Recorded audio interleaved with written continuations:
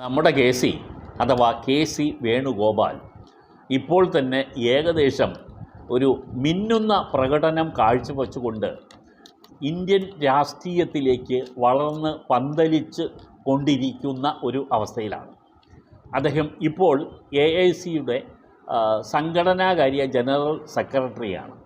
ഇപ്പോൾ PAC public accounts കമ്മിറ്റിയുടെ ചെയർമാൻഷിപ്പും അദ്ദേഹത്തിന് കിട്ടിയിരിക്കുന്നു. നിസ്സാര പരമായ സ്ഥാനങ്ങളൊന്നും അല്ല കേട്ടോ, ഇത് വളരെ ഗൗരവമുള്ള സ്ഥാനമാണ്. ഭരണകാര്യങ്ങളിൽ സാമ്പത്തികപരമായ നയരൂപീകരണത്തിലും അതിൻ്റെ നിയന്ത്രണത്തിലും ഒക്കെ പങ്കാളിത്തമുള്ള ഒന്നാണ് ഈ PAC പബ്ലിക് അക്കൗണ്ട്സ് കമ്മിറ്റി. അതിൽ തന്നെ ചെയർമാൻ ആവുക എന്നുള്ള ഒരു പദവി എന്ന് പറഞ്ഞാൽ പ്രതിപക്ഷ നേതാവിൻ്റെ തൊട്ട് പിന്നിൽ എത്തുന്ന ഒരു പദവിയാണ്. രാഹുൽ ഗാന്ധിക്ക് തൊട്ട് പിന്നിൽ കെ സി വേണുഗോപാൽ ഉണ്ട് എന്നുള്ളതാണ് ഇതിൽ നിന്ന് നമുക്ക് വ്യക്തമാകുന്ന കാര്യം. കാരണം കെ സിയെക്കുറിച്ച് മറ്റാർക്കും വലിയ ആക്ഷേപങ്ങളൊന്നും ദേശീയ തലത്തിലോ സംസ്ഥാന തലത്തിലോ ഇല്ല എന്നുള്ളതും നമ്മൾ കണ്ടറിയേണ്ട കാര്യമാണ്. അങ്ങനെ ചില പോരായ്മകൾ ചില ആളുകൾ വിളിച്ചു കൂവിയെങ്കിലും അതൊന്നും ക്ലച്ചു പിടിച്ചില്ല. കോൺഗ്രസിൽ കേരളത്തിൽ നിന്നും ഇത്ര വേഗത്തിൽ ദേശീയ തലത്തിലേക്കൊരു വളർച്ച നേടിയ മറ്റൊരു നേതാവില്ല എന്ന് തന്നെ കെ സിയെക്കുറിച്ച് നമുക്ക് പറയേണ്ടി വരും. പ്രിയപ്പെട്ട എല്ലാവർക്കും അദ്ദേഹം കെ സി വേണുഗോപാൽ എന്നുള്ളതല്ല, കെ സി എന്ന ചുരുക്കപ്പേരിലാണ് അറിയപ്പെടുന്നത്. കെ സി ചേട്ടൻ എന്ന് ഇവിടെയുള്ള പല നേതാക്കളും നമ്മുടെ യുവ നേതാക്കളെല്ലാം വിളിക്കുന്നു എന്നുള്ളതാണ്. പലരും അദ്ദേഹത്തിനെ സാർ എന്ന് വിളിക്കേണ്ട തലത്തിലേക്ക് അദ്ദേഹം ഉയർന്നിട്ടുണ്ട്. കോൺഗ്രസ്സിൽ അങ്ങനെ ചേട്ട ജി എന്ന വിളികൾ ഉണ്ടെങ്കിലും പലപ്പോഴും നേതാക്കളിൽ ഉന്നതന്മാരെയൊക്കെ സാർ എന്ന് തന്നെയാണ് ഈ ചെറുകിട നേതാക്കളെല്ലാം വിളിക്കുന്നത്. അനുയായികൾ മാത്രമല്ല കേട്ടോ, ചെറുകിട നേതാക്കളും അങ്ങനെയാണ്. ഉമ്മൻചാണ്ടി സാർ എന്ന് തന്നെയാണ് പലപ്പോഴും പല ആളുകളും ഇപ്പോഴും അന്നും വിളിച്ചു കൊണ്ടിരിക്കുന്നത്. ഉമ്മൻചാണ്ടി ജി എന്നോ ഒന്നുമല്ല, ഉമ്മൻജി എന്നോ ചാണ്ടി ജി എന്നോ ഒന്നുമല്ല, ഉമ്മൻചാണ്ടി സാർ എന്ന് തന്നെയാണ് പല പ്രധാന നേതാക്കളും സീനിയർ നേതാക്കൾ വരെ അദ്ദേഹത്തിനെ വിളിച്ചുകൊണ്ടിരുന്നത്. ആൻ്റണി സാറിനെയും അങ്ങനെ തന്നെ ആൻ്റണി സാർ എന്ന് തന്നെയാണ് വിളിക്കുന്നത്. ചിലരൊക്കെ ഇപ്പോഴും അദ്ദേഹത്തിനെ പ്രസിഡൻ്റ് എന്ന് വിളിക്കുന്നുണ്ട്. കാരണം മുൻ KPCC പ്രസിഡൻ്റ് ആയതുകൊണ്ട് പലരും പ്രസിഡൻ്റ് എന്ന് തന്നെയാണ് വിളിക്കുന്നത്. MM ഹസൻ അദ്ദേഹത്തിന് അങ്ങനെ വിളിക്കുന്നത് കേട്ടിട്ടുണ്ട്. അതുപോലെ തന്നെ നമ്മുടെ ദേശീയ തലത്തിലേക്കുള്ള പല ആളുകളും അദ്ദേഹത്തിനെ ഈ പ്രസിഡൻ്റ് എന്ന് വിളിക്കാറുണ്ട്. ശ്രീ കെ സി വേണുഗോപാലും പ്രസിഡൻ്റ് എന്ന് തന്നെയാണ് വിളിക്കുന്നത് എന്നാണ് മനസ്സിലാക്കുന്നത്. പല ആളുകളും അദ്ദേഹത്തിന് അങ്ങനെ വിളിക്കുന്നു. കെ സി വേണുഗോപാലിൻ്റെ ഈ സ്ഥാനലബ്ധി ചിലപ്പോൾ കേരളത്തിലുള്ള ആളുകൾക്ക് ചെറിയൊരു പേടിക്ക് കാരണമായിട്ടുണ്ട്. മുമ്പും കേരളത്തിൽ അടുത്ത് വരുന്നത് UDF ഗവൺമെൻറ് തന്നെ ആണെന്നും സംസ്ഥാനത്ത് ഒരു കോൺഗ്രസ് മുഖ്യമന്ത്രി ഉടൻ, അതായത് 2 വർഷം കഴിഞ്ഞാൽ നടക്കുന്ന നിയമസഭാ തെരഞ്ഞെടുപ്പിൽ ഉണ്ടാകുമെന്നും തീർച്ചപ്പെട്ടതിനെ തുടർന്ന് പലരും കുപ്പായം തയ്പ്പിച്ചിട്ടുണ്ട്. ആ കുപ്പായം തയ്പ്പിച്ചവർക്കെല്ലാം തന്നെ ഈ കേരളത്തിന് പുറത്ത് നിന്ന് ഉണ്ടാകുന്ന ഒരു വെല്ലുവിളി കെ സി വേണുഗോപാലിൻ്റേതാണ് എന്ന് അവർക്ക് തന്നെ ഒരു സ്വയം ഊഹമുണ്ട്. കാരണം കെ സി ദേശീയ തലത്തിൽ ഉള്ളതുകൊണ്ട് അദ്ദേഹത്തിന് ഒരു കേരളത്തിലെ മുഖ്യമന്ത്രിയാകണം എന്നൊരു ആഗ്രഹം തോന്നിയാൽ ദേശീയ നേതൃത്വം തീർച്ചയായും പച്ചക്കൊടി കാണിക്കും. യാതൊരു സംശയവും വേണ്ട, അദ്ദേഹത്തിന് ആഗ്രഹം ഉണ്ടെങ്കിൽ. പക്ഷേ ഇപ്പോൾ അദ്ദേഹം MP ആയി മത്സരിച്ച് നിൽക്കുന്നു. ഈ ദേശീയ തലത്തിൽ ഉജ്ജ്വലനായ ഒരു സംഘടനാ സെക്രട്ടറി എന്നുള്ള ഒരു നേട്ടവും കെ സിക്ക് ഇപ്പോൾ തന്നെ സ്വന്തമായി ഉണ്ട്. കോൺഗ്രസിൻ്റെ എല്ലാ സംസ്ഥാന നേതാക്കളുമായി നല്ല ബന്ധമാണ് കെ സിക്കുള്ളത്. മാത്രമല്ല മറ്റ് ഘടകകക്ഷികളുടെ നേതാക്കളുമായും കെ സിക്ക് ഉറ്റ ബന്ധമുണ്ട്. എല്ലാ അർത്ഥത്തിലും ഡൽഹി നമ്മൾ കുറച്ചുകൂടി ഒരു ലിറ്റററി സെൻസിൽ തന്നെ പറഞ്ഞാൽ ഡൽഹി കീഴടക്കിയ മലയാളി എന്ന് വേണമെങ്കിൽ കെ സി വേണുഗോപാലിനെ പറയാം. പക്ഷേ നമ്മുടെ ഇവിടെ നിന്നും പലരും ഡൽഹിയിലെത്തി. AK ആൻ്റണി സാറ് ഡൽഹിയിലെ പ്രമുഖ നേതൃത്വ സ്ഥാനത്തേക്കൊക്കെ എത്തി. പക്ഷേ അതൊക്കെ എത്തുന്നതിന് ഒരു സമയമെടുത്തിരുന്നു എന്നുള്ളതാണ്. വളരെ വേഗത്തിലുള്ള വളർച്ച നേടി എന്ന് പറയാൻ കഴിയുന്നത് കെ സി വേണുഗോപാലിൻ്റെ കാര്യത്തിൽ മാത്രമാണ്. അത് അദ്ദേഹത്തിൻ്റെ ഒരു നേതൃത്വത്തിലേക്കുള്ള അദ്ദേഹത്തിൻ്റെ വരവും അദ്ദേഹത്തിൻ്റെ ഇടപെടലുകളും അദ്ദേഹം കാണിക്കുന്ന പല മികവുകളും പ്ലസ്സായി മാറിയിട്ടുണ്ട് എന്നുള്ളതാണ്.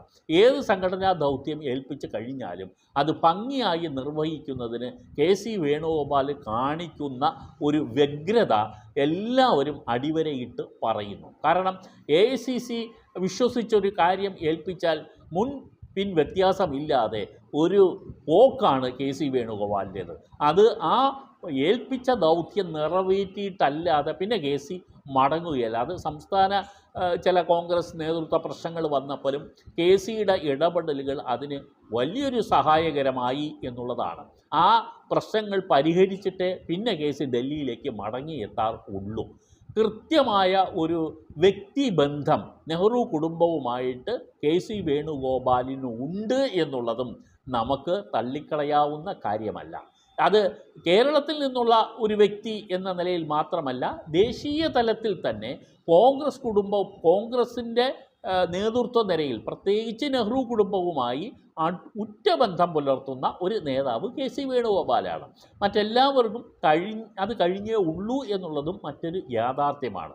കാരണം വിശ്വസിക്കാവുന്ന ഒരു നേതാവായി പരക്കെ അംഗീകാരം നേടിയ ആളാണ് കെ.സി. വേണുഗോപാൽ. അദ്ദേഹത്തിനോട് അടുത്ത ദിവസം നമ്മുടെ മലയാള മനോരമയിലെ പൊളിറ്റിക്കൽ കറസ്പോണ്ടൻറ്റ് അദ്ദേഹം സാധാരണ രീതിയിൽ സുജിത്ത് നായർ ചില എക്സ്ക്ലൂസീവ് ഇൻ്റർവ്യൂ ചെയ്യാറുണ്ട്.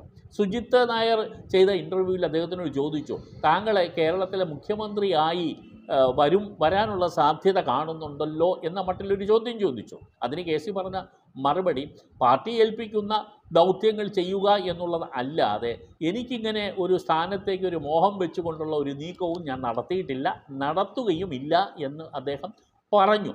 പക്ഷേ അത് ആ ചോദ്യവും ഇനി വരാൻ പോകുന്ന നിയമസഭാ തെരഞ്ഞെടുപ്പിന് ശേഷം തീർച്ചയായിട്ടും ഒരു മുഖ്യമന്ത്രി പദത്തിലേക്ക് ഒരു തർക്ക സാധ്യത നമുക്ക് തള്ളിക്കളയാൻ പറ്റില്ല. അത് പ്രധാനമായും വി.ഡി. സതീശനും രമേശ് ചെന്നിത്തലയും ഒരു പക്ഷേ KPCC പ്രസിഡന്റ് സുധാകരനും തമ്മിലാകാനുള്ള സാധ്യതയാണ് കാണുന്നത്. പക്ഷേ സുധാകരൻ ചോദിക്കും, സുധാകരൻ MP അല്ലേ എന്ന് ചോദിച്ചേക്കാം. MP തന്നെയാണ് അദ്ദേഹം, ലോക്സഭയിലെ MP തന്നെയാണ്, തിരഞ്ഞെടുക്കപ്പെട്ട MP തന്നെയാണ്. പക്ഷേ കേരളത്തിലെ മുഖ്യമന്ത്രി സ്ഥാനം എല്ലാവർക്കും, കോൺഗ്രസിലെ നേതാക്കൾക്കെല്ലാം ഒരു മോഹമാണ്. ആ മോഹം ഒളിച്ചു വെച്ചുകൊണ്ടുള്ള കളിയൊന്നും കേരളത്തിൽ പല നേതാക്കളും നടത്താറില്ല. എന്നാൽ അത് പരസ്യമായി നടത്തുന്നുമില്ല. ഇതിനിടയിൽ നിന്നുകൊണ്ട് തന്നെ തങ്ങളുടെ താല്പര്യം അവർ പല തരത്തിലും പല സന്ദർഭങ്ങളിലും അത് പറഞ്ഞു വെക്കുന്നുമുണ്ട്. എന്തായാലും ഈ 3 പേരിലേക്ക് ഒതുങ്ങുമ്പോൾ ഇപ്പോൾ നിലവിലുള്ള രമേശ് ചെന്നിത്തല ആയാലും വി.ഡി. സതീശനായാലും ഈ സുധാകരനായാലും ഈ 3 പേരുടെയും തർക്കം അതൊരു മൂർധ്യാനാവസ്ഥയിൽ എത്തിക്കഴിഞ്ഞാൽ ഒരു കോംപ്രമൈസ് കാൻഡിഡേറ്റ് എന്നുള്ള നിലയിൽ KCക്കുള്ള ചാൻസ് വളരെ വലുതാണ്. അത് KCയെ സംബന്ധിച്ചിടത്തോളം KCക്ക് ആഗ്രഹമുണ്ടെങ്കിൽ KC ഈ മുഖ്യമന്ത്രി പദത്തിലേക്ക് വന്നുകൂടായികയില്ല. പക്ഷേ ഇങ്ങനെ വന്നുകൂടുമ്പോൾ KC വേണുഗോപാലിന് ദേശീയ നേതൃത്വത്തിൽ നിന്നുള്ള ഈ അടുപ്പം അത് കുറഞ്ഞു പോകുമോ എന്ന് ചിലർക്കെങ്കിലും സംശയം വരും.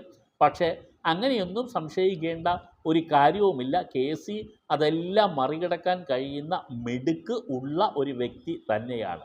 മുഖ്യമന്ത്രി സ്ഥാനത്ത് അദ്ദേഹം എത്തിക്കഴിഞ്ഞാലും തുടർന്നും ദേശീയ തലത്തിലുള്ള ആ ബന്ധം സൂക്ഷിക്കാനുള്ള ഒരു കഴിവ് ഇല്ലെങ്കിൽ അതിനുള്ള ആർജവത്വം KC വേണുഗോപാലിന് ഉണ്ട്. പക്ഷേ ഇന്നുവരെ ഒരു അലിഗേഷനും KCക്ക് എതിരായിട്ട് ഈ വലിയ രീതിയിൽ വന്നിട്ടൊന്നുമില്ല. ചിലത് വന്നു, അത് അതുപോലെ കെട്ടടങ്ങി തിരിച്ചു പോവുകയും ചെയ്തു. അപ്പോൾ കേരളത്തിൽ ഈ KC വേണുഗോപാൽ മുഖ്യമന്ത്രി സ്ഥാനത്തേക്ക് വരികയാണെങ്കിൽ അതിന് നല്ല സ്വീകാര്യത ഉണ്ടായിക്കൂടുന്നില്ല എന്ന് വേണമെങ്കിൽ നമുക്ക് പറഞ്ഞു വെക്കാം. എന്തായാലും KC മുന്നോട്ട് തന്നെയാണ്. ദേശീയ നേതൃത്വത്തിൽ അദ്ദേഹം ഈ സംഘടനാ സെക്രട്ടറിയായി, MP ആയി, ഇപ്പോൾ PACയുടെ ചെയർമാനായി. ഇതൊന്നും ചില്ലറ കാര്യങ്ങളല്ല. KC ഇനിയും വളരും, KC ഉയരും. KC കേരളത്തിൻ്റെ മുഖ്യമന്ത്രി സ്ഥാനത്തേക്ക് വരാം എന്നുള്ള സാധ്യതയും നമുക്ക് ഒന്നും കൂടി അടിവരയിട്ട് പറയേണ്ടതുണ്ട്.